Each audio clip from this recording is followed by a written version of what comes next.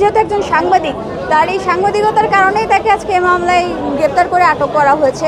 আজকে সাংবাদিক মঞ্জুরুল আলম পান্না, তার পক্ষে আমরা বিজ্ঞ আদালতে জামিনের জন্য প্রেয়ার করেছিলাম। আমরা সাবমিশন রেখেছি যে একজন সাংবাদিক, তিনি আমাদের জাতির দর্পণ স্বরূপ।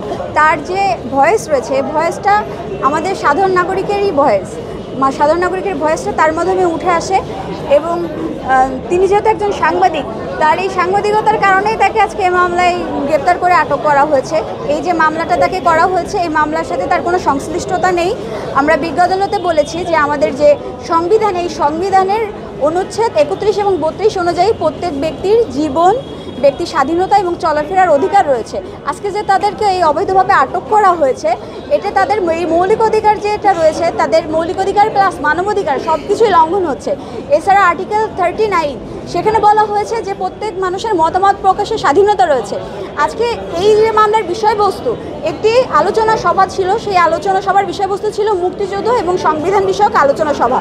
এবং সেখানে যারা বাংলাদেশকে ভালোবাসে, যারা মুক্তিযুদ্ধে অবদান রেখেছে, প্রত্যেকেই ওখানে উপস্থিত ছিল। বিভিন্ন বুদ্ধিজীবী পর্যায়ের মানুষজন উপস্থিত ছিল, মুক্তিযোদ্ধারা ছিল, সাংবাদিক ছিল, এছাড়া সমাজের বিশিষ্ট ব্যক্তিবর্গরা ওখানে উপস্থিত ছিল এই মুক্তিযুদ্ধ এবং সংবিধান বিষয়ক আলোচনা সভায়। সব মশার বিরুদ্ধে সুরক্ষা দিতে এলো বসুন্ধরা এক্সট্রিম অ্যারোসল, মশার বিরুদ্ধে এক্সট্রিম সুরক্ষা। এবং ওই সময় এই আলোচনা সভার পূর্বেই কিন্তু যে আইনগত প্রসিডিউর রয়েছে, যে ডিএমপি থেকে অনুমোদন নিয়ে এই আলোচনা সভাটা আয়োজন করা হয়েছিল, সেখানে আইনশৃঙ্খলা বাহিনীর উচিত ছিল যে তাদেরকে প্রোটেকশন দেওয়া। তাদের প্রোটেকশন তো দেওয়াই হলো না, বরঞ্চ বাইরে থেকে কিছু মানুষ অনাধিকার প্রবেশ করে তাদের সাথে মব সৃষ্টি করলো, তাদেরকে লাঞ্ছিত করলো, অনেকের গায়ে হাতও তুললো। সেখানে বিশিষ্ট ব্যক্তিবর্গ ছিল, তাদেরকে লাঞ্ছিত করলো, অপমান করলো। এখানে তাদের সাথে যেটা ঘটেছে, তারা নিজেরা ভুক্তভোগী ছিল। সেটা পেনাল কোডের 323, 325, 500, 506 এগুলো কাভার করে এই ভুক্তভোগীদের ন্যায় বিচার দেওয়া যেত। কিন্তু আমরা কি দেখলাম যে তাদেরকে রাষ্ট্রবিরোধী আইনে মামলা দিয়ে তাদেরকে কোর্টে প্রেরণ করলো।